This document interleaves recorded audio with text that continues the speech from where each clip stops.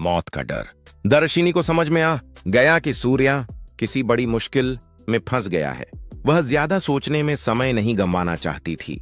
फौरन उसने कंपनी के कुछ अधिकारियों और कुछ कर्मचारियों को इकट्ठा किया और तेजी से सूर्या की दुकान की ओर भागी।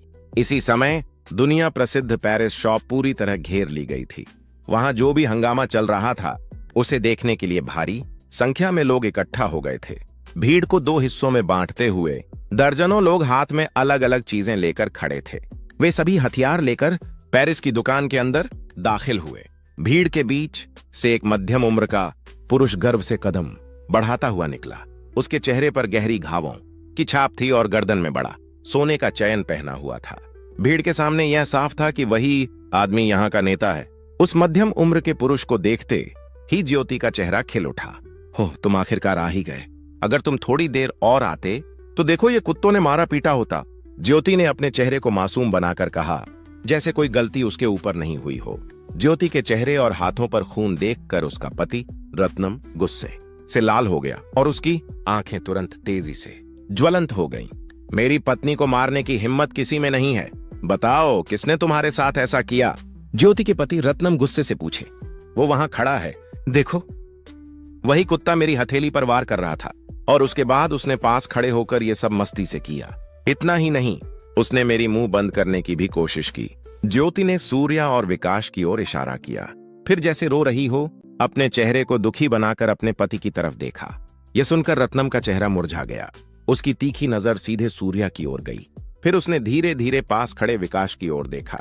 विकास ने पहले ज्योति के साथ सम्मान का पालन न किया, यह बात उसने ध्यान में रखी और फिर रत्नम ने सूर्या की ओर देखा और तय कर लिया कि जिसने उसकी पत्नी ज्योति को मारा उसे सख्त सजा मिलनी चाहिए। फिर उसने धीरे धीरे विकास की तरफ रुख किया। मेरी पत्नी को मारने की हिम्मत क्यों की? रत्नम ने विकास को पकड़ते हुए आगे बढ़ा। यह देख विकास के हाथ पांव डर से कांपने लगे। उसके होंठ अपने आप ही पीछे हटने लगे, जैसे खुद ब खुद रत्नम से बचने की कोशिश कर रहे हो। भाई, मैंने अनजाने में किया। मैंने कुछ नहीं किया, छोड़ दो मुझे, विकास कराहते हुए बोला।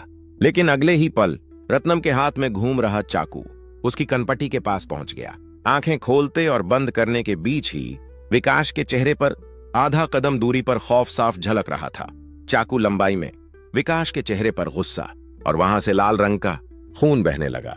खून बहने से पहले ही विकास की चीख वहां मौजूद लोगों को डराकर हिला गई। तुमने मेरी पत्नी को मारा, इसके लिए सिर्फ जवाब दो। बाकी मैं जो कुछ भी पूछूं उसे सुनना तुम्हें जरूरी नहीं है, रत्नम गुस्से में बोला। उसके बोलने से पहले ही चाकू विकास के चेहरे पर असर दिखा चुका था। विकास रत्नम के पैरों में गिर पड़ा और कराहने लगा, भाई मुझे छोड़ दो, मैं ऐसा करना नहीं चाहता था। लेकिन विकास की कराह सुनकर रत्नम ने कान नहीं हिलाया। निर्दयी मुस्कान के साथ रत्नम ने चाकू को घुमाते हुए विकास को थप्पड़ से उठाया। फिर जब विकास ने हाथ हिलाया, अच्छी तरह याद रख लेना, मेरा नाम रत्नम है। अब से जब भी तुम सोचोगे यही नाम तुम्हारे दिमाग में रहना चाहिए। इतना कहकर रत्नम ने अगले ही पल अपने हाथ में पकड़े चाकू को घुमाया और विकास के हाथ को 2 टुकड़ों में काट दिया। अगली ही क्षण खून की धारा पूरे कमरे में फैल गई और विकास दर्द से चीखने लगा। रत्नम का नाम सुनते ही भीड़ में सन्नाटा पसर गया। लोग कानाफोनी कर रहे थे। क्या सच में वही रत्नम यहाँ है? विश्वास करना मुश्किल था। मुंबई में रत्नम ने अपने लिए अलग ही दुनिया बना रखी थी। मुंबई में मौजूद एक छोटे बच्चे को भी अगर उसका नाम बताया जाए तो लोग तुरंत पहचान जाते। सूर्या ने न केवल उस महिला की हाथ की चोट की वजह से हमला रोका, बल्कि उसने उसके दांत भी तोड़ दिए थे। रत्नम की पत्नी को मुंह बंद करने की धमकी देने वाला सुरक्षा गार्ड हाथ से घायल हो गया तो कुछ लोग सोचने लगे, अब रत्नम सूर्या को छोड़ने वाला नहीं है, वह तो पूरी तरह पागल हो जाएगा। फिर रत्नम ने सूर्या की ओर देखा। उसने सोचा कि सूर्या जरूर उसके पैरों में गिरकर माफी मांगेगा, लेकिन सूर्या बिल्कुल शांत खड़ा था। यह देखकर रत्नम उलझन में पड़ गया। पहले उस दुकान का सुरक्षा गार्ड जैसे ही चाकू उठाता था डर से चीखने लगता था, लेकिन सूर्या शांत खड़ा था और साहस दिखा रहा था। यह देखकर रत्नम ने सोचा, क्या इस समस्या को बातचीत के जरिए हल किया जाए या बिना बात किए ही निपटा दिया जाए? इतना सोचते हुए उसने खून से सना चाकू सूर्या के सामने फेंकते हुए धीरे से कहा, जैसे भी चाहो, सूर्या ने बेहद शांत स्वर में कहा। फिर रत्नम की नजर सूर्या के पास कुर्सी पर बैठी प्रीति पर पड़ी। प्रीति के चेहरे पर उभरी हुई हथेली की लाल लकीर को देखकर उसने अंदाजा लगाया कि वहां क्या हुआ होगा। रत्नम को पूरा यकीन था कि यह सब प्रीति की वजह से नहीं हुआ होगा। जरूर ज्योति ने ही कोई हंगामा किया होगा, यह वह अच्छी तरह जानता था। अपनी पत्नी को वह बखूबी पहचानता था। इससे पहले भी ज्योति कई बार इसी तरह की समस्याएं खड़ी कर चुकी थी और हर बार उस मुसीबत से निकलने के लिए उसने अपने पति के नाम का सहारा लिया था। इस बार भी कुछ अलग नहीं हुआ होगा। रत्नम को इस पर पूरा भरोसा था। अगर चाहो तो मैं तुम्हें जान से नहीं मारूंगा, रत्नम ने ठंडी आवाज में कहा, लेकिन इसके बदले तुम्हें अपना एक हाथ मुझे काट कर देना होगा। मेरी पत्नी पर हाथ उठाने वाले का हाथ। उसकी बात अधूरी रह गई, लेकिन उसका इशारा बेहद खौफनाक था। अगर हाथ नहीं कटा तो मेरा नाम रत्नम नहीं होगा, इसलिए फौरन फैसला करो, या तुम्हारा हाथ या तुम्हारी जान। जो भी नहीं चाहिए जल्दी बताओ। रत्नम इधर उधर टहलते हुए सूर्या को घूर कर बोला। मुंबई में ऐसा कोई नहीं था जो उसे देखकर डरता ना हो। ऐसे में कोई आदमी उसके सामने बिना डरे खड़ा रहे, ये बात रत्नम को हजम नहीं हो रही थी। वह जानना चाहता था कि सूर्या आखिर किस किस्म का इंसान है। क्या वह उसकी आंखों के सामने बस हिम्मत का दिखावा कर रहा है या सच में निडर होकर खड़ा है, यह परखना चाहता था। अगर सूर्या सिर्फ हाथ कटवाने की बात मान लेता तो रत्नम के लिए वह एक कायर ही साबित होता, और जैसे ही उसका हाथ कटता उसी पल उसकी जान लेने का इरादा रत्नम कर चुका था। फिर भी अगर सूर्या किसी भी बात के लिए तैयार नहीं होता तो उससे यह साफ हो जाएगा कि सूर्या आखिर किस मिट्टी का बना है और उसकी पृष्ठभूमि क्या है। रत्नम ने ऐसा ही सोचा। अरे मुझे उसका हाथ नहीं चाहिए, मुझे तो उसकी लाश चाहिए। अगर तुम उसे नहीं मारोगे तो मैं खुद उसे मार दूंगी, ज्योति चिल्लाई। चुप रहो, रत्नम ने गुस्से में ज्योति को घूरते हुए डांट दिया। उसे मन ही मन कोफ्त हो रही थी। इस औरत को हर दिन नई मुसीबत खड़ी करने के अलावा कुछ नहीं आता, और उन मुसीबतों को सुलझाने में ही उसका आधा समय चला जाता है। रत्नम के गुस्से में चिल्लाते ही अगले ही पल ज्योति चुपचाप अपनी कुर्सी पर बैठ गई। अगर कोई और होता तो वह जरूर हंगामा खड़ा कर देती, लेकिन सिर्फ इसलिए कि कहने वाला उसका पति रत्नम था। वह बिना एक शब्द बोले शांत हो गई। छोटे भाई, अच्छे से सोच लिया क्या? अगर तुम फैसला नहीं कर पा रहे हो तो साफ साफ कह दो, वो फैसला मैं खुद कर लूंगा। मुझे तो तुम्हारा दायां हाथ पसंद है, क्या वही कटवाना है? यह कहते हुए रत्नम मन ही मन तय कर चुका था। अब सूर्या कुछ भी बोले उसे 2 टुकड़ों में काट देना है। लेकिन सूर्या के चेहरे पर जरा सी भी घबराहट नहीं थी। उल्टा वह रत्नम की तरफ देखकर मुस्कुराया और बेहद शांत लहजे में बोला, मुझे तो आपकी वाइफ का आइडिया अच्छा लग रहा है। वो चाहती हैं कि मुझे मार दिया जाए। क्या आपको ये ख्वाहिश नहीं है? सूर्या की बात खत्म होते ही भीड़ में हलचल मच गई। इसे क्या पागलपन चढ़ गया है? ये मरना क्यों चाहता है? लोग आपस में फुसफुसाने लगे। सूर्या की बेखौफ मुस्कान ने सबको और भी बेचैन कर दिया। लोग हैरानी से सूर्या को देखने लगे। जब खुद रत्नम सिर्फ उसका हाथ काटकर जिंदा छोड़ देने का सोच रहा था, तो ये आदमी मरने की बात क्यों कर रहा है? किसी को समझ नहीं आ रहा था। क्या रे छोटे भाई, अब डर निकल गया क्या? मेरा मजाक उड़ाने का सोच रहा है? तुझे पता भी है मैं कौन हूं? रत्नम बाहर से चाहे जितना हिम्मत से बोल रहा था, लेकिन अंदर कहीं ना कहीं एक अजीब सी बेचैनी उसे कचोट रही थी। उसे ऐसा बिल्कुल नहीं लगा कि सूर्या उसका मजाक उड़ा रहा है। जो भी हो जाए, उसे सामने खड़े होकर झेलने की हिम्मत रखने वाले सूर्या को देखकर रत्नम खुद ही उलझन में पड़ गया। ये सूर्या आखिर किस किस्म का आदमी है, वो समझ ही नहीं पा रहा था। सूर्या हल्के से मुस्कुराया और बेहद शांत लेकिन तंज भरे लहजे में बोला, अरे नहीं नहीं, मैं आपकी खिल्ली नहीं उड़ा रहा। क्या मैंने कभी सोचा कि आप इतने काबिल हैं कि आपके साथ मजाक मस्ती करूं?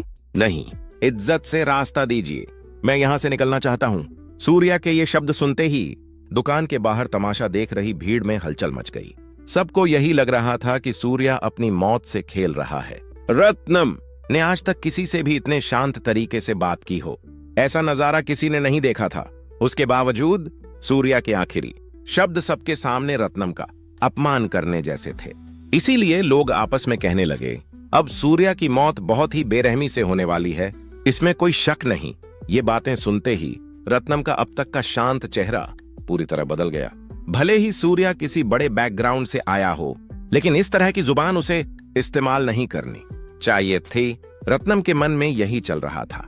अब अगर वो सूर्या को यूं ही छोड़ देता तो मुंबई का बड़ा डॉन कहलाने का उसे फिर कभी हक ही नहीं रह जाता।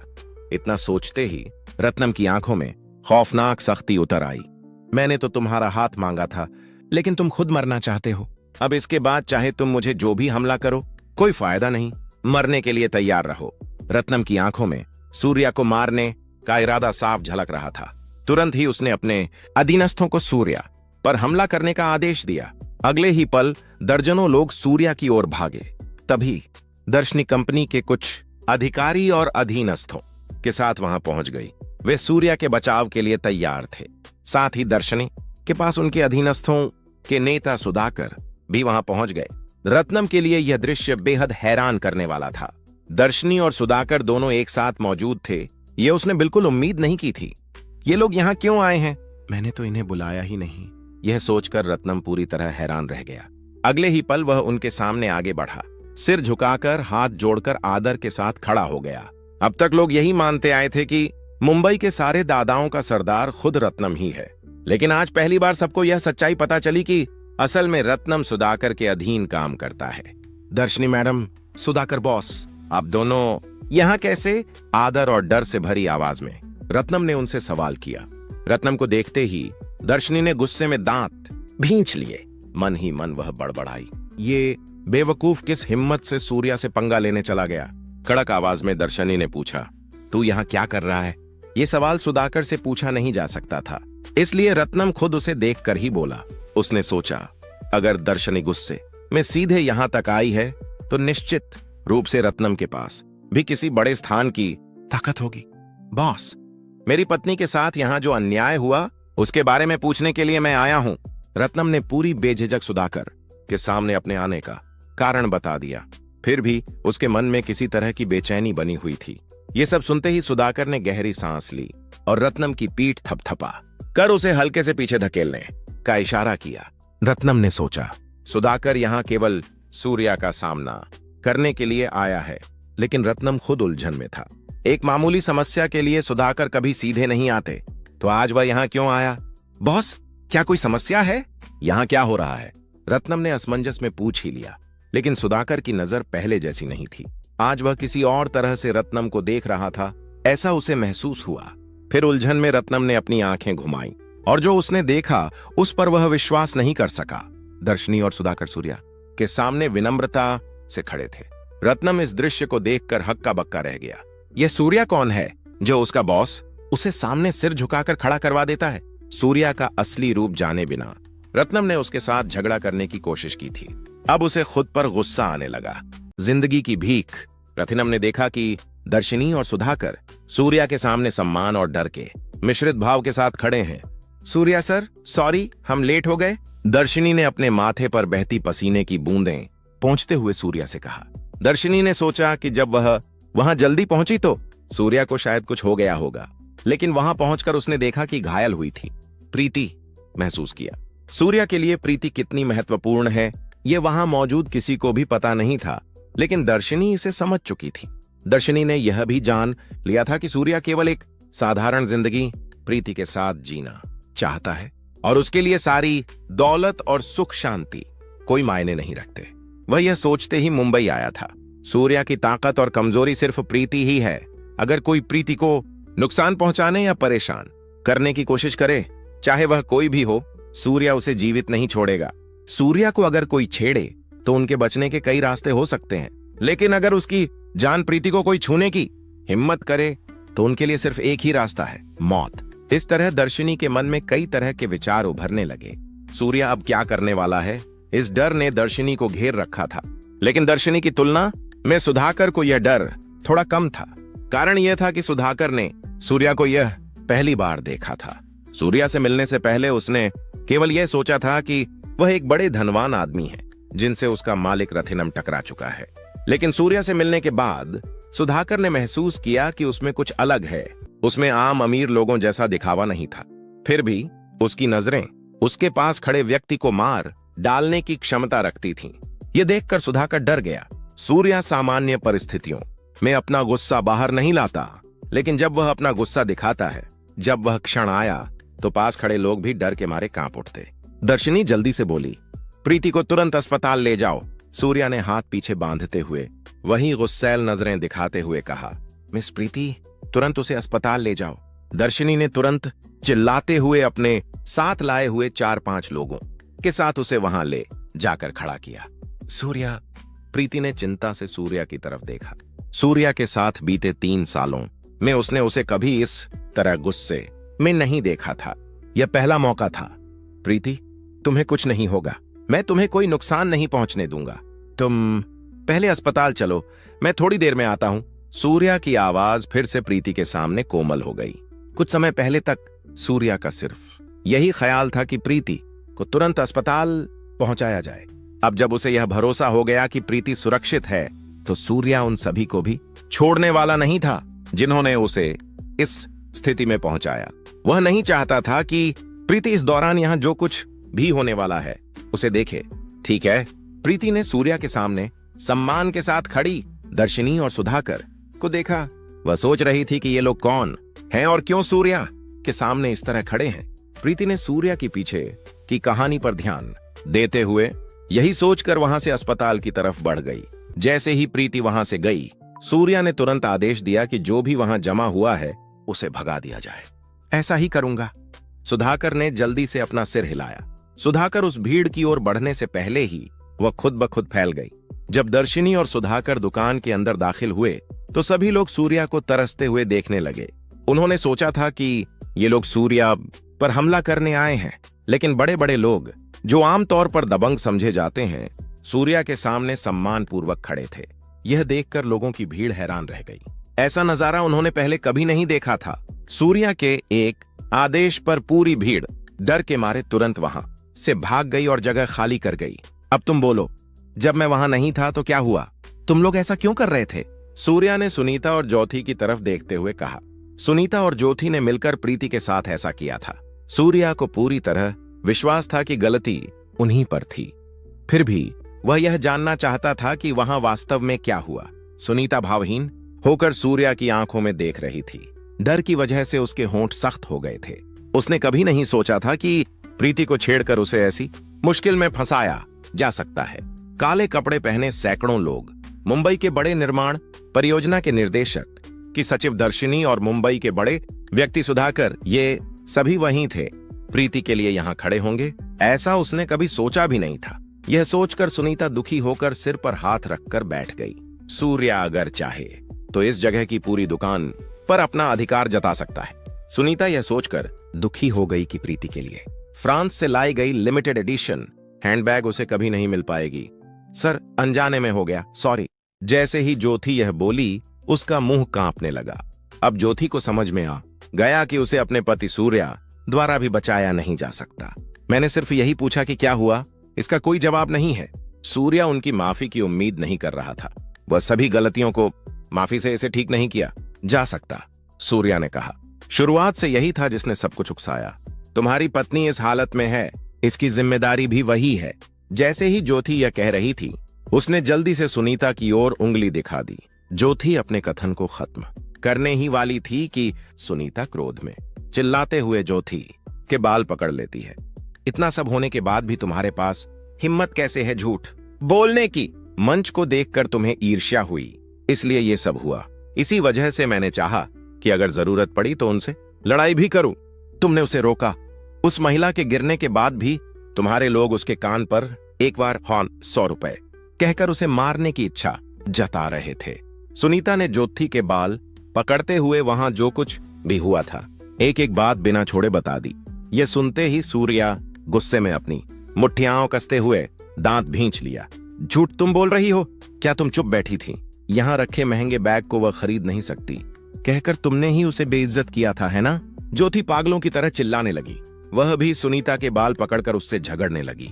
दूसरी ओर यह सब देख रहा रथिनम डर के मारे पसीने पसीने हो गया। उसे कभी उम्मीद नहीं थी कि उसकी पत्नी सूर्या की पत्नी के साथ ऐसा कुछ कर सकती है। इस बार चाहे कितने भी देवता आएं, उसे बचाया नहीं जा सकता।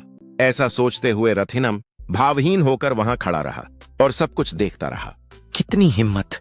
पहले इसे रोको, दर्शनी गुस्से में चिल्लाई। ज्योति के प्रीति के साथ इतनी बेरहमी से व्यवहार करने की उसने कभी कल्पना नहीं की थी। रथिनम, यहां आओ, सुधाकर ने बुलाया। रथिनम डर के मारे तुरंत उसके सामने खड़ा हो गया। ज्योति तब इतनी धृष्टता और घमंड से आचरण कर रही थी जब रथिनम वहां था। सुधाकर के सामने खड़े रथिनम ने कुछ कहने की हिम्मत नहीं की। वह तेजी से सूर्या के पैरों के पास गिर पड़ा। इन दोनों लोगों को मैं देखना नहीं चाहता। सूर्या गुस्से में ज्योति और सुनीता की तरफ देखते हुए बोले। समझ गया। सुधाकर ने उन्हें गंभीर नजरों से देखा। ये दोनों लोग शायद अब मूर्खतापूर्ण व्यवहार नहीं करेंगे, लेकिन उन्होंने अपनी ही मर्जी से खुद को इस मुश्किल में डाल लिया है। उन्होंने सिर्फ प्रीति को अपमानित ही नहीं किया, बल्कि उसे चोट पहुंचाई और परेशान भी किया। सूर्या निश्चित रूप से उन्हें छोड़ने वाला नहीं है। यह सोचकर सुनीता सूर्या की जांघ पकड़कर भीख मांगने लगी, लेकिन सुधाकर ने इसे मौका नहीं दिया। ज्योति कांपते हुए अपने पति से उसे बचाने की भीख मांगने लगी। रथिनम के सामने खुद को बचाने में असमर्थ रहते हुए ज्योति को कौन बचा सकता था। तभी सुधाकर ने वहां रखी तलवार रथिनम की ओर फेंकी और आदेश दिया कि वह इन लोगों पर वार करे। यह देखकर सूर्या का चेहरा कड़ा हो गया, लेकिन उसने कुछ नहीं कहा। सूर्या समझ गया कि सुधाकर ऐसा सिर्फ रथिनम की जान बचाने के लिए कर रहा है। रथिनम डर के मारे खुद तलवार उठाने की हिम्मत नहीं कर रहा था। उसके मन में यह सवाल गूंज रहा था कि वह अपनी ही पत्नी पर कैसे वार कर सकता है, लेकिन उसे यह भी समझ में आ गया कि उसके पास और कोई विकल्प नहीं है। अगर वह ऐसा नहीं करेगा तो सूर्या भले ही उसे मारने की कोशिश न करे, सुधाकर उसे जीवित नहीं छोड़ने वाला था। रथिनम ने दांत पीसते हुए अपनी हाथ में तलवार उठाई। तभी सुधाकर ने वहां रखी तलवार रथिनम की ओर फेंकी और आदेश दिया कि वह इन लोगों पर वार करे। यह देखकर सूर्या का चेहरा कड़ा हो गया, लेकिन उसने कुछ नहीं कहा। सूर्या समझ गया कि सुधाकर ऐसा सिर्फ रथिनम की जान बचाने के लिए कर रहा है। रथिनम डर के मारे खुद तलवार उठाने की हिम्मत नहीं कर रहा था। उसके मन में यह सवाल गूंज रहा था कि वह अपनी ही पत्नी पर कैसे वार कर सकता है, लेकिन उसे यह भी समझ में आ गया कि उसके पास और कोई विकल्प नहीं है। अगर वह ऐसा नहीं करेगा तो सूर्या भले ही उसे मारने की कोशिश न करे, सुधाकर उसे जीवित नहीं छोड़ने वाला था। रथिनम ने दांत पीसते हुए अपनी हाथ में तलवार उठाई। कुछ समय बाद सूर्या सीधे मुंबई के शॉपिंग एरिया से अस्पताल की ओर रवाना हो गया। उसी समय वार्ड में एक खूबसूरत महिला डॉक्टर प्रीति की चोटों का इलाज कर रही थी। प्रीति, मैंने कभी नहीं सोचा था कि तुम्हें मैं इस हालत में मिलूंगी। उस महिला डॉक्टर ने प्रीति पर दया व्यक्त की। जननी, मुझे क्या हुआ है? मैं ठीक हूं, तुम ज्यादा परेशान मत हो। प्रीति के होंठों पर हल्की सी मुस्कान उभर आई। उस महिला डॉक्टर का नाम जननी था।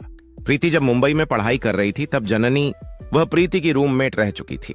प्रीति ने कभी उम्मीद नहीं की थी कि उसे इस हालत में जननी से मिलना पड़ेगा। जननी ने प्रीति के सिर पर लगी चोटों की ओर इशारा करते हुए अपनी भौहें तान ली और गंभीर स्वर में बोली, ये कुछ गंभीर नहीं है, ऐसा मत कहो, सच बताओ क्या हुआ था। ये चोट अगर थोड़ी और गहरी होती तो अब तक तुम मुझसे बात भी नहीं कर सकती थी। समझी या नहीं कि ये कितना सीरियस है? जननी ने प्रीति की तरफ गंभीर निगाहें डालते हुए कहा, इसके बाद अगर तुम इस चोट का सही इलाज नहीं कराओगी तो जरूर संक्रमण हो जाएगा। हमारे कॉलेज में पढ़ाई के समय कितने लोग तुम्हें फॉलो कर रहे थे, वो याद है? अब भी तुम्हारे लिए शादी के प्रस्ताव तैयार हैं। इतनी खूबसूरत हो तुम, लेकिन अगर इस चोट को यूं ही छोड़ दोगी तो कोई तुम्हें पीछे मुड़कर भी नहीं देखेगा। जननी ने प्रीति को हल्के फुल्के अंदाज में छेड़ा, लेकिन जननी ये सिर्फ मजाक के लिए नहीं कह रही थी। 3 साल पहले जब वह कॉलेज में पढ़ रही थी तब कई अमीर परिवारों के लोग प्रीति से शादी करने के लिए प्रतिस्पर्धा कर रहे थे। अब भी कुछ लोग प्रीति के लिए इंतजार कर रहे हैं, ऐसा जननी ने बताया। यह सुनकर प्रीति मुस्कुराई और सिर हिलाते हुए बोली, जननी, उन्हें इंतजार करने की जरूरत नहीं है। मेरी शादी 3 साल पहले ही हो चुकी है। अब मैं अपने पति के साथ बहुत खुश हूँ। इतना कहते ही जननी का चेहरा बदल गया। प्रीति, तुम और मैं सिर्फ रूममेट्स नहीं हैं, हम बहन बहन जैसी आदत से साथ रही हैं। मुझे बताओ, तुम मुझसे क्यों झूठ बोल रही हो? अगर प्रीति ने कोई गलती की होती तो मैं कुछ कह देती, लेकिन तुम्हारी कान पर यह हाथ की लकीर और सिर पर यह बड़ी चोट देखकर यह सामान्य हादसा नहीं लगता। मैं मानती हूं कि यह तुम्हारे पति ने किया होगा। जननी ने चोटों को पोंछते हुए गहरी सांस ली। प्रीति के कान पर लगी वह सफेद हाथ की लकीर अब भी साफ नजर आ रही थी। एक बार मारने से यह लकीर शायद मिट जाती, लेकिन बार बार प्रीति के कानों पर हुए वार के कारण यह लाल निशान अब भी स्पष्ट था। जननी ने इसे देखकर निश्चित रूप से मान लिया कि यह प्रीति के पति ने किया होगा। जननी, तुम ऐसा क्यों सोच रही? इतना कहकर प्रीति एक पल के लिए ठिठक गई। सूर्या, जैसे पति के लिए प्रीति हर दिन खुश होती रही थी और यही सोचती थी कि उसे कितना भाग्यशाली पति मिला है, लेकिन किसी और ने सूर्या की ओर से की गई गलती का बदला लेने की कोशिश की यह प्रीति के लिए बिल्कुल भी स्वीकार्य नहीं था। सूर्या एक कायर। जननी सूर्या के बारे में गलत सलत बोल रही थी। उसकी बातें सुनकर प्रीति कुछ भी नहीं कर पाई। वह वहीं जड़ होकर खड़ी रह गई। मेरी और सूर्या की शादी को 3 साल हो गए हैं। आज तक उसने मुझ पर ऊंची आवाज में भी बात नहीं की। फिर वो मुझे क्यों मारेगा? प्रीति की आवाज में हल्का सा गुस्सा झलक रहा था। सच में? फिर तो तुम्हें इतनी मार पड़ी है। तुम्हारा पति तुम्हें हॉस्पिटल क्यों नहीं लेकर आया? जननी के सवाल ने प्रीति के दिल को और भी गहराई से चोट पहुंचा दी। जननी ने शक भरी नजरों से पूछा, सच कहूं तो मेरे गाल और सिर पर जो चोट आई है उसका कारण एक लड़की ही थी, और अभी सूर्या वहीं मौजूद है। वह उन्हें यूं ही छोड़ने वाला नहीं है।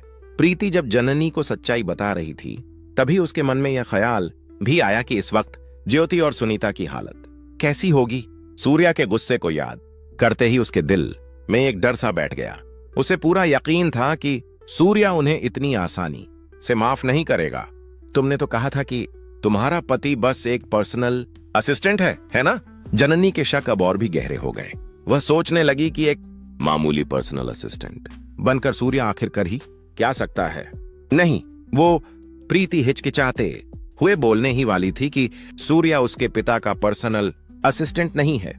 लेकिन इस वक्त सूर्या असल में क्या कर रहा है यह खुद प्रीति को भी ठीक से पता नहीं था। इसलिए वह अपनी ही बात बीच में ही निगल गई। प्रीति की झिझक जननी समझ गई और तुरंत बोली, प्रीति सॉरी, मेरा इरादा दिल से कुछ भी गलत कहने का नहीं था। तुम्हारे पति के बारे में बुरा बोलना मेरी इंटेंशन बिल्कुल भी नहीं थी। इसके बावजूद प्रीति उससे आगे कुछ कह ही नहीं पाई। अगर प्रीति यह कह भी देती कि सूर्या वैसा साधारण इंसान नहीं है जैसा जननी समझ रही है तो भी जननी यकीन नहीं करती, क्योंकि प्रीति की सारी क्लासमेट्स के बीच सूर्या की पहचान बस इतनी ही थी कि वह एक घर जमाई है जो अपनी पत्नी के घर पर रह रहा है। वे सब यही कहना पसंद करते थे कि वह पिता का पर्सनल असिस्टेंट है। कोई बात नहीं, सूर्या मेरे पापा का पर्सनल असिस्टेंट है, तभी तो उनका बिजनेस इतनी अच्छी तरह डेवलप हुआ है। और सच कहूं तो मुझे बहुत अच्छा लगता है कि वह मेरे पापा का पर्सनल असिस्टेंट है। प्रीति यह कहते हुए मुस्कुरा दी। कुछ पल के लिए प्रीति के मन में यह चाह भी जाग उठी कि काश सूर्या फिर से पहले की तरह ही उसके पिता का पर्सनल असिस्टेंट बनकर रह जाए। ऊटी में जब सूर्या उसके पिता का पर्सनल असिस्टेंट था तब दोनों की जिंदगी कितनी सुकून भरी थी। ना कोई झंझट, ना कोई परेशानी, बस शांति और खुशियां हो। लेकिन अब सब कुछ पहले जैसा नहीं रहा था। अब सूर्या की पहचान ही बदल चुकी थी। सब कुछ पूरी तरह बदल चुका था। हर दिन किसी न किसी तरह की परेशानियों और दबावों का सामना करना पड़ रहा था। कहीं ऐसा ना हो कि एक दिन ये सारी मुश्किलें उसके बस से बाहर हो जाए, या फिर कहीं वह खुद ही सूर्या की कमजोरी बन जाए। यह सोचकर ही प्रीति डर गई। इन सब ख्यालों के बीच उसे फिर से यही लगने लगा कि अगर सूर्या सिर्फ एक पर्सनल असिस्टेंट ही रहता तो शायद सब कुछ ठीक रहता। लेकिन जननी के मन में सूर्या को लेकर कोई अच्छी राय नहीं थी। उसके मन में एक ही सवाल घूम रहा था, किस लड़की को अच्छा लगेगा कि उसका पति उसके ही पिता के अधीन काम करे। कॉलेज के दिनों में प्रीति के पीछे ना जाने कितने लड़के थे, लेकिन प्रीति ने कभी किसी की तरफ ध्यान ही नहीं दिया। ऐसी लड़की भविष्य में जिससे शादी करने वाली थी, क्या वह सच में किसी साधारण इंसान को चुन सकती थी? सबको यही लगता था कि वह आदमी जरूर कोई बहुत बड़ा अमीर होगा। फिर भी कॉलेज खत्म होते ही प्रीति शादी कर लेगी, यह किसी ने सोचा तक नहीं था। यह खबर सुनते ही कुछ लड़कियां खुश हो गईं। आखिरकार अब लड़कों की नजरें सिर्फ उसी पर टिककर नहीं रहेंगी, यह सोचकर उन्हें सुकून मिला। उन्हीं लड़कियों की तरह कॉलेज के दिनों में जननी भी स्वाभाविक रूप से प्रीति से जलती थी, क्योंकि जिस लड़के को वह पसंद करती थी उसने जननी को ठुकराकर प्रीति को चुन लिया था। यही वजह थी कि जननी के दिल में प्रीति के लिए बरसों से गुस्सा पल रहा था। लेकिन यह सब प्रीति को कभी पता ही नहीं चला। जननी उससे नफरत करती थी, क्योंकि जो चीजें उसके पास नहीं थीं, वही सब प्रीति के पास थीं। वह उससे जलती थी और यही जलन धीरे धीरे जड़ बनती जा रही थी। लेकिन बाद में जब उसे पता चला कि प्रीति ने एक साधारण पर्सनल असिस्टेंट से शादी कर ली है, तभी उसकी जलन कुछ हद तक शांत हो गई। अब प्रीति की हालत देखकर जननी को उस पर तरस आने लगा। उसने मन ही मन सोचा, अब चाहे वह कितनी भी खूबसूरत क्यों ना हो, उसका कोई फायदा नहीं है। एक औरत के दिल में चल रहे ख्यालों को कोई नहीं समझ सकता। वे हमारी सोच से कहीं ज्यादा उलझे हुए होते हैं। अगर जननी के मन में प्रीति को लेकर चल रही ये बातें प्रीति को जरा सी भी पता चल जाती तो वह जरूर टूट जाती। चलो उसे छोड़ो, तुम्हारे सिर और चेहरे पर जो ये चोटें हैं ये तुम्हारे पति ने नहीं दी। तुम कह रही हो कि इसके पीछे कोई लड़की है, फिर उसने तुम्हें क्यों मारा? जननी ने उत्सुकता से प्रीति की ओर देखते हुए पूछा। प्रीति हमेशा की तरह वह हमेशा शांत और नरम स्वभाव की रहती थी। किसी को भी दुख पहुंचाने का ख्याल तक न रखने वाली प्रीति के साथ ऐसा क्यों हुआ, यह जानने की जिज्ञासा जननी के मन में उठी। प्रीति ने दुनिया प्रसिद्ध पेरिस शॉप में उसके साथ जो कुछ भी हुआ था एक एक करके जननी को बता दिया। वहां से निकलने से पहले तक जो जो घटनाएं हुई थीं, उसने सब कुछ साफ साफ कह दिया। कौन है वो घमंडी लड़की? किस हिम्मत से उसने ऐसा सब किया? उसी घमंडी को सबक सिखाने के लिए ही क्या तुम्हारा पति वहां है? वो क्या ही कर लेगा? तुम्हारे जाने के बाद उसने उसे जाने दिया होगा, और कर भी क्या सकता था? ऐसी लड़कियां अक्सर बड़े घरों से आती हैं, उनके सामने हम जैसे लोग कुछ कर भी लें तो क्या? जननी के इन शब्दों में सवाल भी था और समाज की कड़वी सच्चाई भी। ऐसा कहते हुए जननी ने प्रीति की ओर देखा।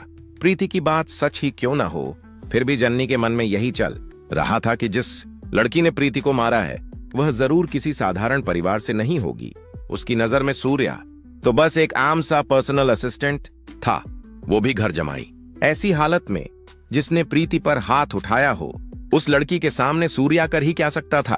ज्यादा से ज्यादा यही हुआ होगा कि प्रीति के वहां से निकल जाने के बाद सूर्या ने उस लड़की के पैरों में गिरकर माफी मांग ली होगी। जननी को पूरा यकीन था कि वही हुआ होगा। जननी की बातें सुनकर प्रीति तुरंत बोली, नहीं, तुम जो सोच रही हो वैसा बिल्कुल नहीं होगा। मुझे सूर्या पर पूरा भरोसा है। प्रीति की आंखों में दृढ़ विश्वास साफ झलक रहा था। यह सुनकर जननी ने अपने होंठ दबा ली। उसके मन में एक ही बात घूम रही थी, उससे कुछ भी नहीं होगा। अगर सूर्या सच में उस लड़की से बदला लेना चाहता जिसने प्रीति पर हाथ उठाया था, तो अब तक प्रीति की आंखों के सामने ही उसने उसे सबक सिखा दिया होता, लेकिन उसने ऐसा कुछ भी नहीं किया। जननी ने मन ही मन फैसला सुना दिया, सूर्या एक सही मायने में कायर है। हालांकि वह यह बात जोर से कहकर प्रीति को और तकलीफ नहीं देना चाहती थी। उसी पल सूर्या प्रीति को भर्ती किए गए वार्ड के अंदर आया। प्रीति को ठीक ठाक देखकर सूर्या ने राहत की एक गहरी सांस ली। सूर्या को देखते ही प्रीति का चेहरा खुशी से खिल उठा। सूर्या, प्रीति के खूबसूरत होठों पर एक हल्की सी मुस्कान खिल उठी। सूर्या को देखते ही उसके दिल को सुकून मिल गया। उसे तभी असली राहत महसूस हुई। अब कैसी हो प्रीति?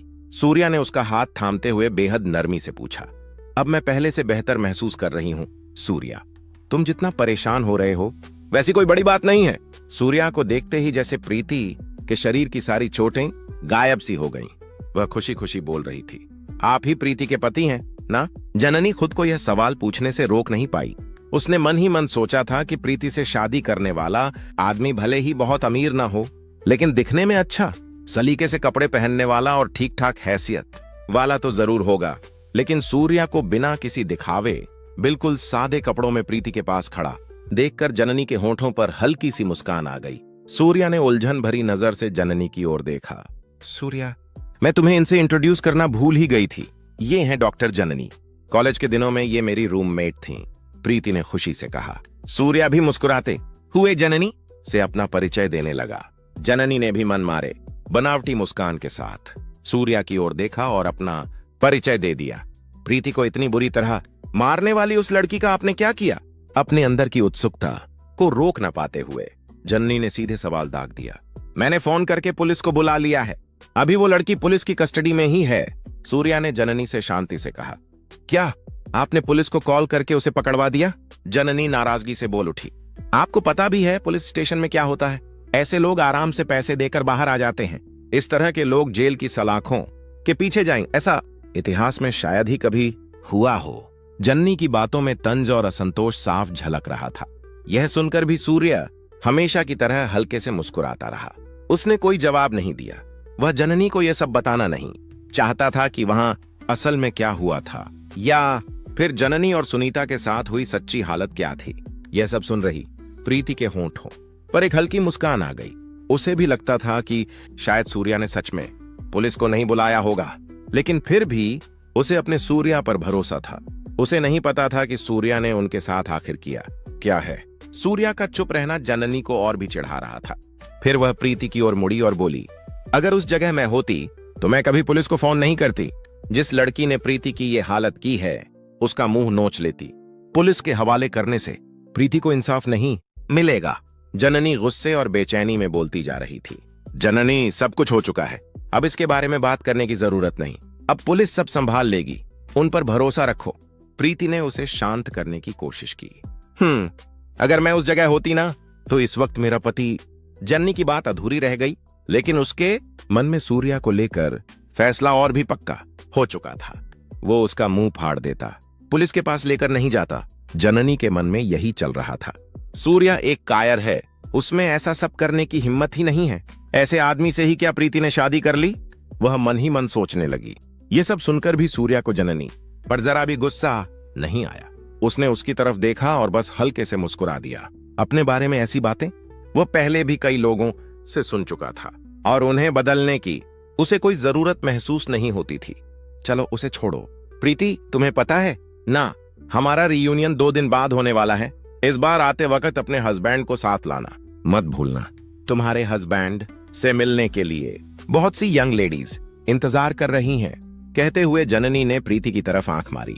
उसकी आवाज में मजाक था, लेकिन नजर में अब भी वही पुरानी धारणा छुपी हुई थी। प्रीति की शादी के बाद होने वाला यह दूसरा रियूनियन था।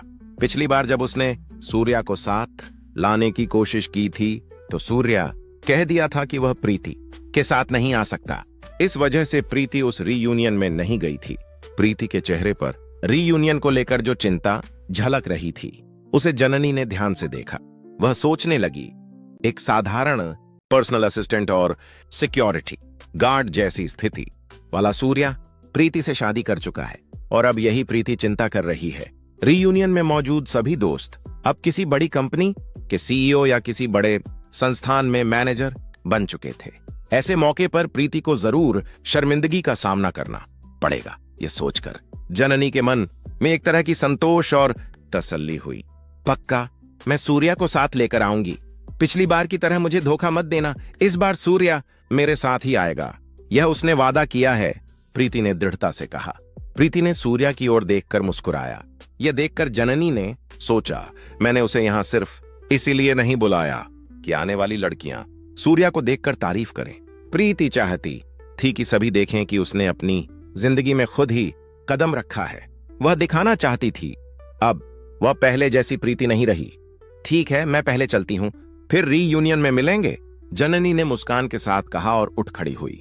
प्रीति उत्सुक थी यह जानने के लिए कि जो लड़के उसके पीछे पागलों की तरह भटकते रहे हैं, जब वे सूर्या को देखेंगे तो क्या करेंगे।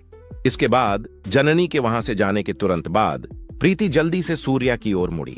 प्रीति खुद को रोक नहीं पाई और सीधे सूर्या से पूछ बैठी, सूर्या, मुझे पता है कि तुमने उन्हें पुलिस स्टेशन नहीं भेजा, तो फिर तुमने उनके साथ क्या किया? उस दुकान में हुई घटनाओं के दौरान प्रीति ने पहली बार सूर्या का गुस्सा देखा था। देखकर वह डर गई थी, लेकिन जैसे ही उसने महसूस किया कि वह गुस्सा सिर्फ उसके लिए है, उसका दिल खुशी से भर गया। पहली बार उसने देखा था कि सूर्या इस तरह गुस्सा हो सकता है। रीयूनियन दुकान में गुस्से में सूर्या ने जननी और सुनीता के साथ क्या किया होगा, यह प्रीति सोच भी नहीं पा रही थी। कुछ नहीं किया, बस एक छोटी सी चेतावनी दी है। वो चेतावनी वो लोग अपनी जिंदगी भर नहीं भूल पाएंगी।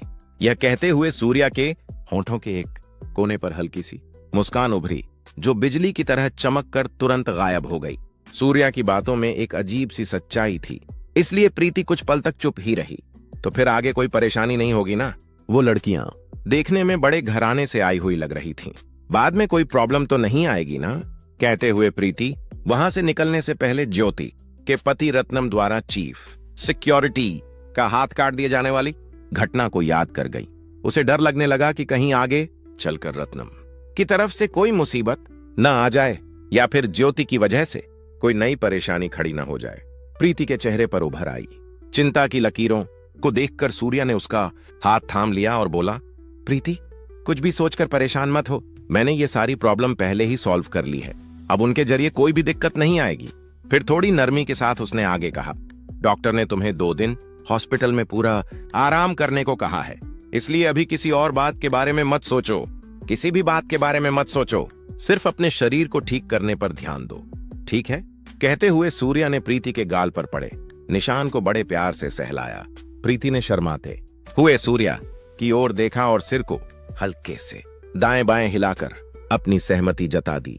हालांकि उसका मन पूरी तरह सूर्या में ही डूबा हुआ था, फिर भी उसे भीतर कहीं न कहीं एक कमी महसूस हो रही थी।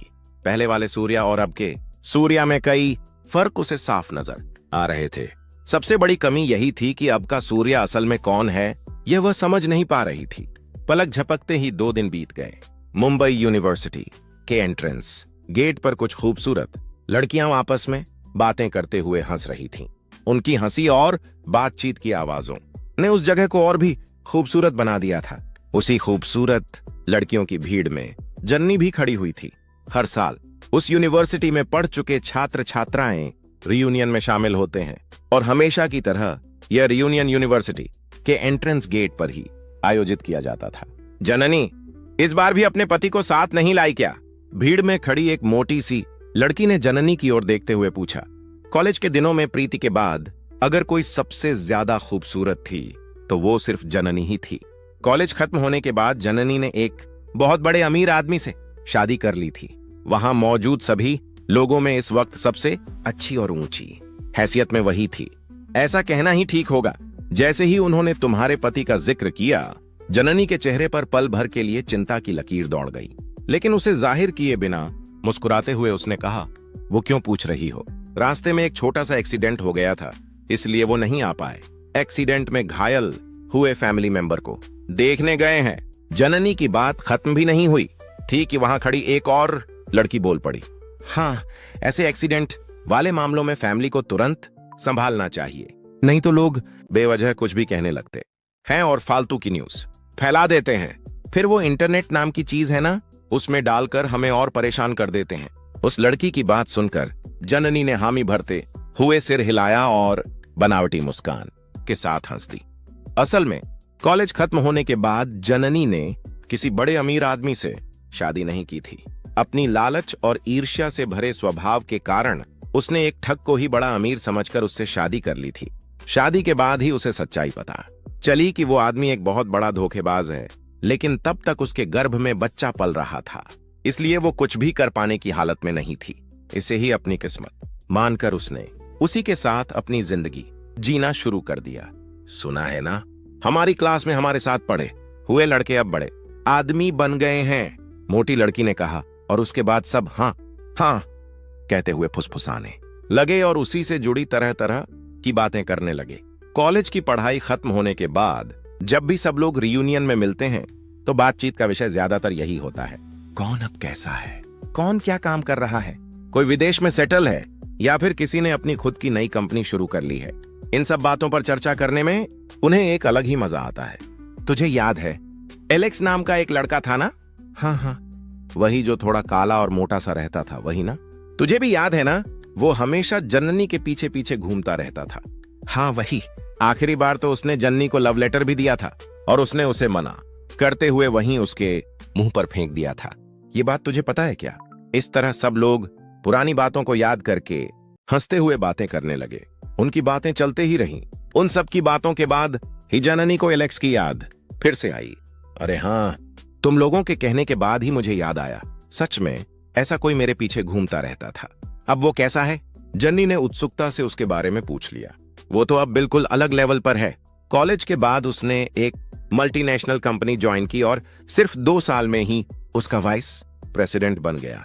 इतना ही नहीं, कहते हैं उसकी महीने की सैलरी ही 1 करोड़ है और आने वाले कुछ सालों में उसके और बढ़ने के चांस भी हैं। ये सब बताते हुए भीड़ में खड़ी एक लड़की की आंखों में साफ साफ एक कसक और चाह नजर आ रही थी। 1 महीने में 1 करोड़? जननी ने हैरानी से मुंह खोलते हुए पूछा। उसी पल उसे एहसास हुआ कि उसने कितनी बड़ी बेवकूफी की थी ऐसे इंसान को ठुकरा कर। अगर उसने उस वक्त उसका प्यार स्वीकार कर लिया होता तो आज उसे इतनी तकलीफें झेलनी ही नहीं पड़ती। यह सोचकर उसका दिल कसक उठा। जननी, तुम कुछ ज्यादा ही फील कर रही हो, लेकिन वो सब उसके लायक ही नहीं है। तुमने उसे रिजेक्ट किया, वो बिल्कुल सही था। वो तुम्हारे पति जैसा अच्छा इंसान नहीं है। यह कहते हुए वो मोटी लड़की जोर से हंस पड़ी। हालांकि इस वक्त जननी की हालत ठीक ठाक ही थी, फिर भी वह जानती थी कि उसकी हैसियत एलेक्स के स्तर तक नहीं पहुंचती। जननी का चेहरा मुरझा गया। अगर सच में उसका पति किसी बड़ी कोयला कंपनी का मालिक होता तो आज उसकी जिंदगी इस हालात में रहने की जरूरत ही नहीं होती। यही सोचकर वह अंदर ही अंदर टूट गई। हमारी क्लास के 60 लोगों में अब इस वक्त सबसे अच्छा सेटल दर्शन ही है। यह बात उस मोटी लड़की ने सबके सामने बड़े भरोसे के साथ कह दी। उससे किसी के बारे में पूछ लो, वह बिना छोड़े हर एक की पूरी जानकारी देने में माहिर थी। दर्शन नाम सुनते ही वहां मौजूद सारी लड़कियों ने एक साथ लंबी सांस छोड़ दी।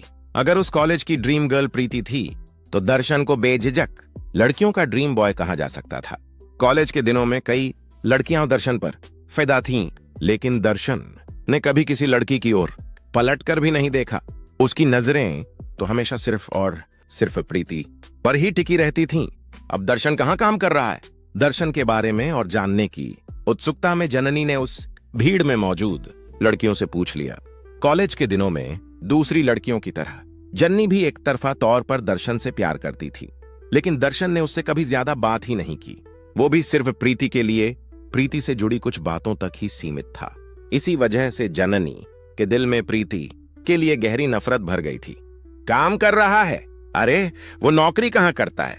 मोटी लड़की ने बड़े गर्व से कहना शुरू किया। वो तो अब 300-400 लोगों का बॉस है, अपनी खुद की एक क्लोथिंग कंपनी चलाता है। मानो किसी नॉलेज बैंक से जानकारी निकालकर बांट रही हो, वो मोटी लड़की बिना रुके सब कुछ उगलती चली गई। 300-400 लोगों को नौकरी देने लायक दर्शन इतना बड़ा आदमी बन चुका है। यह सुनकर वहां मौजूद सब लोग हैरानी से आपस में बुदबुदाने लगे। अब वो पहले जैसा नहीं रहा।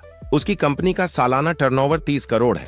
हाल ही में उसकी कंपनी को सरकार का सपोर्ट भी मिला है।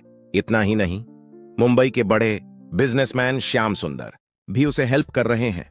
कहते हुए वह दर्शन की तारीफों के पुल बांधती चली गई। रियूनियन में आए लोगों में से आधे से ज्यादा लोग तो अब भी सिर्फ महीने की तनख्वाह पर ही काम कर रहे थे, और जिन इलेक्स की इतनी चर्चा हो रही थी उनकी कमाई भी दर्शन से कम ही थी। यह सब सुनते हुए जननी के मन में एक टीस उठी। अगर प्रीति बीच में ना आई होती तो शायद आज वो दर्शन का हाथ थामे खड़ी होती। यही सोचकर वह सपनों में खो गई। कार्तिका, तो क्या दर्शन इस रियूनियन में आएगा? अपनी उत्सुकता को रोक न पाते हुए जननी ने मोटी लड़की कार्तिका से पूछी। तुम्हारे सारे सवालों के जवाब मेरे पास हैं। मोटी लड़की कार्तिका हंसते हुए बोली। ये पूरा रियूनियन अरेंज ही उसी ने किया है। हम सबके मिलने के लिए उसने एक बड़ा होटल भी बुक किया है। यह सुनते ही सब लोग उत्सुकता से एक साथ पूछने लगे, कौन सा होटल? तभी कार्तिका ने कहा, वो जगह कोई और नहीं, मुंबई का मशहूर 5 स्टार होटल, जी इंटरनेशनल होटल।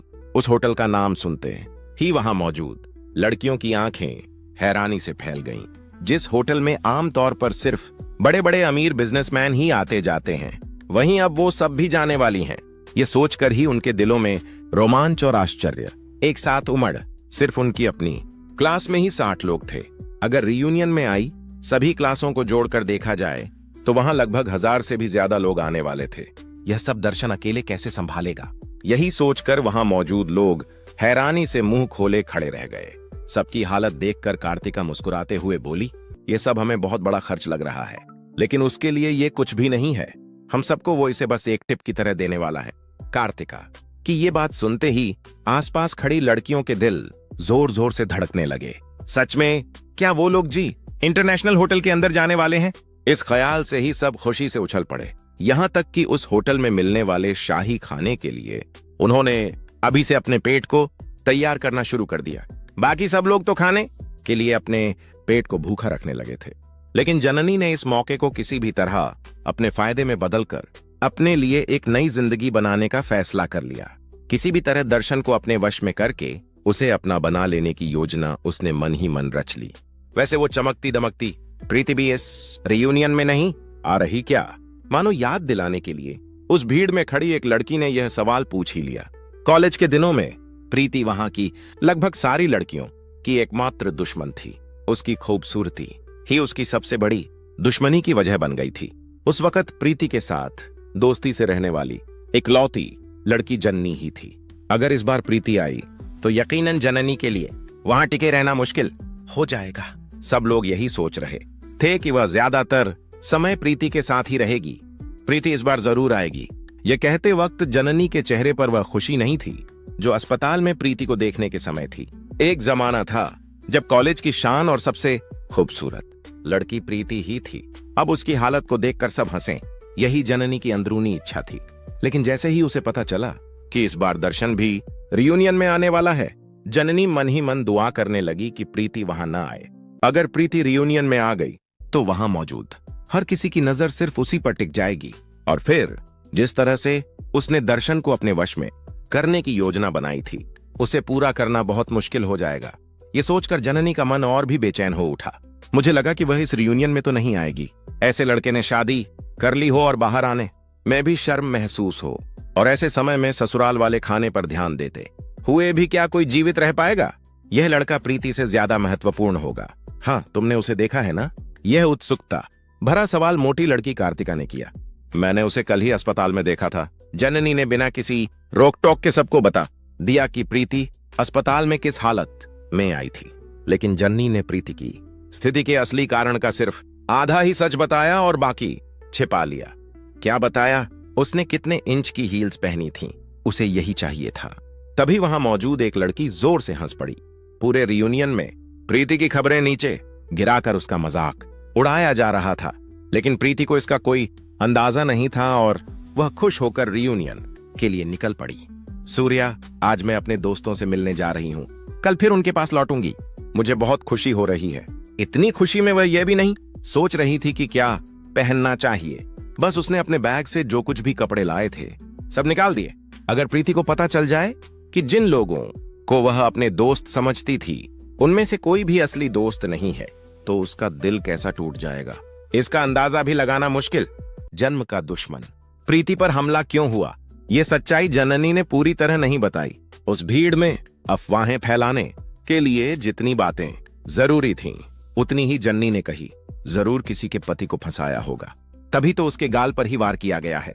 ऐसे किसी काम का न होने वाले आदमी से शादी करोगी तो उसका अंजाम यही होगा। यह सुनते ही वहां मौजूद औरतें बारी बारी से प्रीति का मजाक उड़ाने लगीं। कोई ताने मार रहा था तो कोई ठहाके लगाकर उसकी बेइज्जती कर रहा था। अफवाहें सच बनकर फैलने लगीं और प्रीति की चुप्पी को ही उसकी गलती मान लिया। यह सब होने की जननी को उम्मीद नहीं थी, लेकिन जब उसने देखा कि उसका सोचा हुआ काम सफल हो गया है, तो वह मन ही मन खुश हो गई। इस बार वो अकेली नहीं आ रही, अपने पति को भी साथ लेकर ही आ रही है। कहते हुए जननी ने सूर्या को लेकर बात छेड़ दी। परसों जब मैं उसे अस्पताल में देखने गई थी ना, तब पता है वो कैसा लग रहा था। पहनने के नाम पर एक पुरानी सी शर्ट, बिल्कुल भिखारी जैसा। और प्रीति, वो उससे ऐसे खुश होकर बात कर रही थी जैसे उसे यही जिंदगी पसंद हो। ऊपर से ये भी कहती है कि उसे यही लाइफ चाहिए, औरों को और ज्यादा उकसाने के लिए जैसे आग में घी डाल रही हो। जननी ने आगे कहा, कॉलेज के टाइम पर तो बहुत घमंड में रहती थी। दर्शन ने प्रपोज किया तो उसे भी रिजेक्ट कर दिया था। ऐसी लड़की को ये सब झेलना ही पड़ता है। जननी की बातों ने वहां मौजूद लोगों की सोच को और जहर से भर दिया, और अफवाहों का जहर धीरे धीरे सबके मन में फैलने पति के साथ खुशहाल जिंदगी जीने का नाटक कर रही है। इसके अलावा उसमें कुछ भी नहीं है। इस बार वो जरूर दर्शन के करीब जाने की कोशिश करेगी, लेकिन ऐसा होने देना ही नहीं चाहिए। वहां मौजूद लोग प्रीति को जैसे अपना जन्मों का दुश्मन समझकर उसे भरपूर कोसने लगे। जननी भी यह सोचकर अंदर ही अंदर खुश हो रही थी कि उसका मनचाहा काम हो चुका है।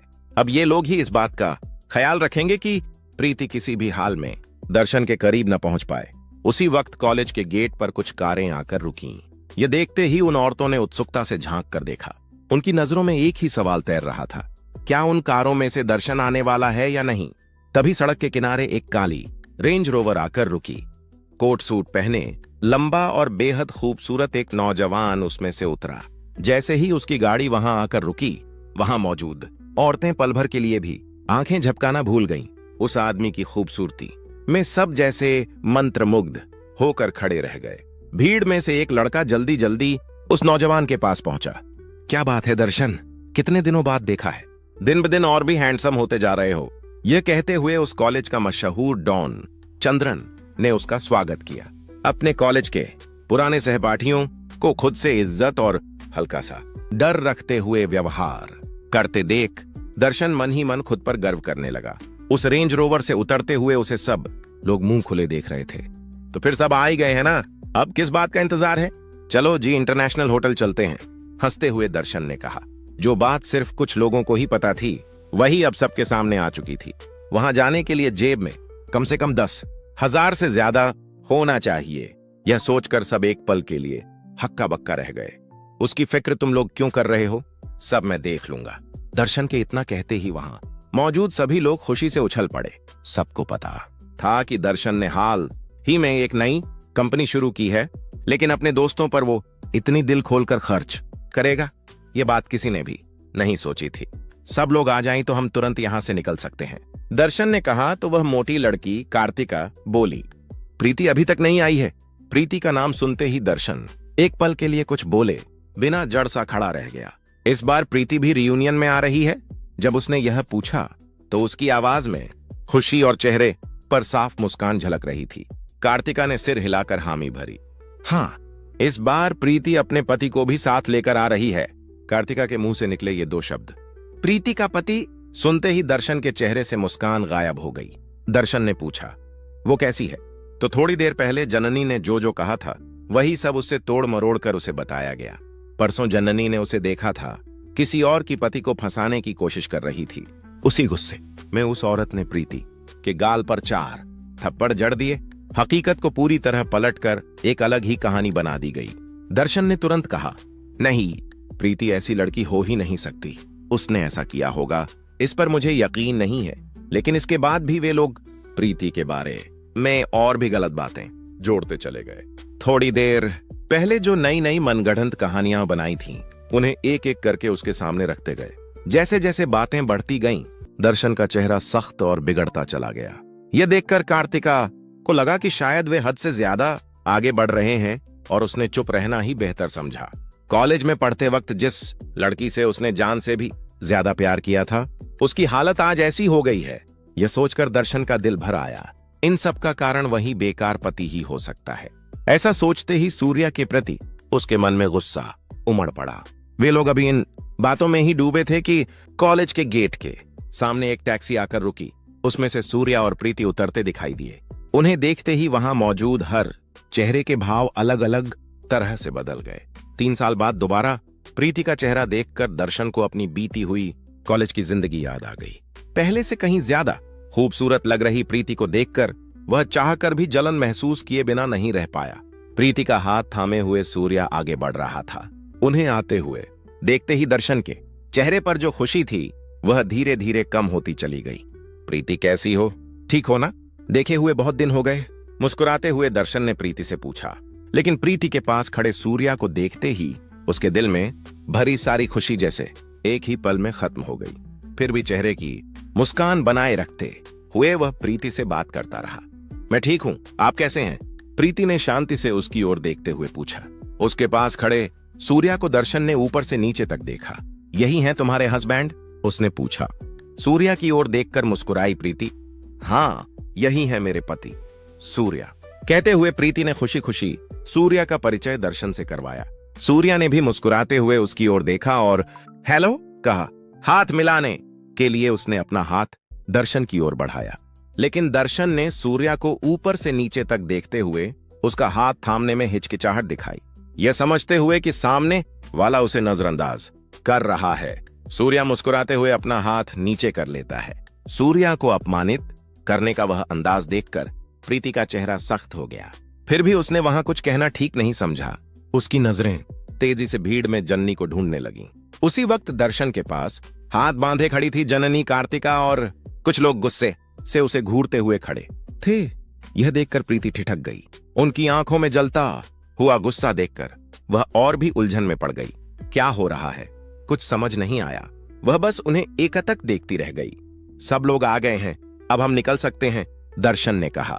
तभी भीड़ में से किसी ने ताना मारा। दर्शन, आज तुम सिर्फ क्लास मेंबर्स पर ही खर्च नहीं कर रहे हो, लगता है सड़क पर घूमने वाले आवारा कुत्तों को भी खाना खिलाने का इरादा है। दूसरी औरत ने हंसते हुए कहा। हमारे दर्शन को इन बातों की कोई चिंता नहीं होती, लेकिन कुछ लोग ऐसे भी होते हैं, जरा सी रोटी दिखी नहीं कि पेट में आग लगाए जीभ लटकाए दौड़े चले आते हैं।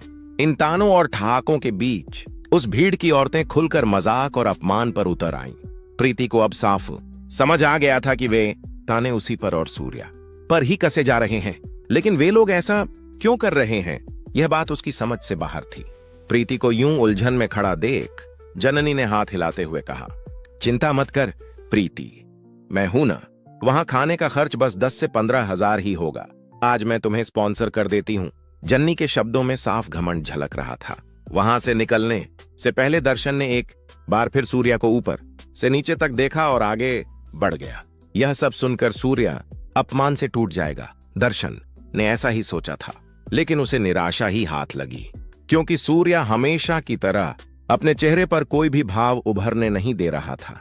ठीक है, सब लोग जल्दी जल्दी अपनी अपनी गाड़ियों में बैठो, कहीं भी मत रुकना, सीधे जी इंटरनेशनल होटल ही पहुंचेंगे, दर्शन के दोस्त थामू ने कहा। यह सुनते ही सब लोग अपनी गाड़ियों की ओर बढ़ गए। प्रीति और सूर्या टैक्सी ढूंढने के लिए आगे बढ़े। तभी प्रीति को देखकर दर्शन ने आवाज दी, प्रीति तुम कहां जा रही हो?